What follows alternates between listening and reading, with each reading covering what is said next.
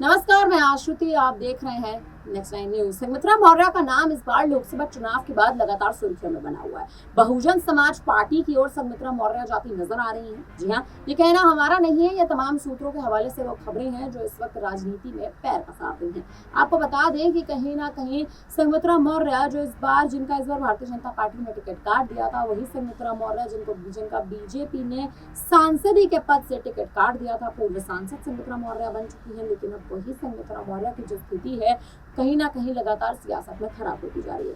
आने वाले समय में संघमित्रा मौर्य कोई बड़ा कदम उठाती नजर आ सकती है। ये कहना अभी हालांकि देखें तो अभी तक ये कहने के लिए या इन बातों को सामने रखने के लिए राजनीति में कोई औपचारिक पुष्टि नहीं है, लेकिन अगर संघमित्रा मौर्य आने वाले समय में दल बदलती है, भारतीय जनता पार्टी का साथ छोड़ के बीएसपी में शामिल होती है, तो क्या मायावती संघमित्रा मौर्य को अपनी पार्टी में एंट्री करने के लिए या करवाने के लिए जद्दोजहद करती नजर आएंगी? क्योंकि संघमित्रा मौर्य स्वामी प्रसाद मौर्य की बेटी है, इकलौती बेटी है। और ऐसी एक आपको बता दें कि जिस हिसाब से स्वामी मौर्य की जो स्थिति कहीं ना कहीं बनी हुई है मायावती के साथ, खरीद फूक पे स्वामी मौर्य कहीं ना कहीं एक तरह से उनकी जो साथ है वो एक तरह से दांव पे लगी हुई है।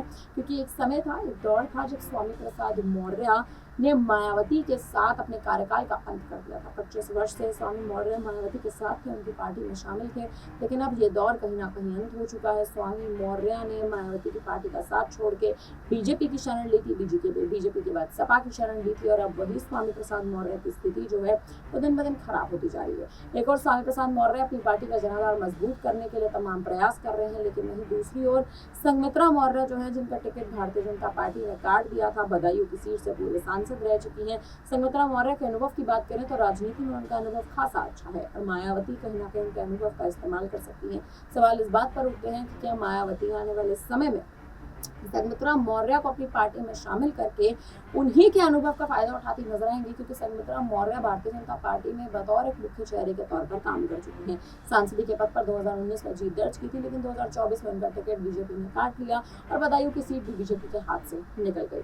अब स्थिति कहीं ना कहीं इस बात की बनी हुई है, और स्थिति का प्रसारण इसी प्रकार का है कि आने वाले समय में स्वामी मौर्य भी मायावती के साथ शामिल हो सकते हैं, संघमित्रा मौर्य भी मायावती के साथ शामिल हो सकते हैं। दिक्कत इस बात की है, कहीं ना कहीं राजनीति में हलचल इस बात की है, अखिलेश यादव पर आखिर इसका क्या प्रभाव पड़ेगा? अखिलेश यादव इस पूरे मुद्दे से प्रभावित होते नजर आएंगे कि अखिलेश यादव कहीं ना कहीं संघमित्रा मौर्य और स्वामी मौर्य की यूं पार्टी छोड़ने की रणनीतियों को सही साबित करते या फिर उनकी रणनीतियों को थामते नजर आएंगे या नहीं? हमें कमेंट करके अपनी राय जरूर दीजिएगा। बाकी तमाम बड़ी खबरों के लिए बने रहिए हमारे साथ, देखते रहिए नेक्स्ट नाइन न्यूज।